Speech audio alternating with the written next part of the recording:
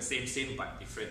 We'll just throw price. Throw price, it will affect your rental, affect your tenant quality, affect your capital appreciation.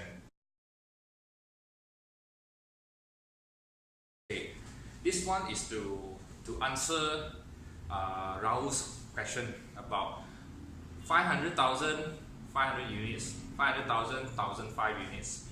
What if this 1,005 units sell cheaper? So as I say, when you buy, you don't just compare with the price. You compare with other things like mega developments, supply similar products in that area, the ceiling price, the average price of the area, what are the demographics. So let's say we just look at this 500,000, 500 units and 500,000 with the 1,005 units. It looks like same price, but it is different. Same but different.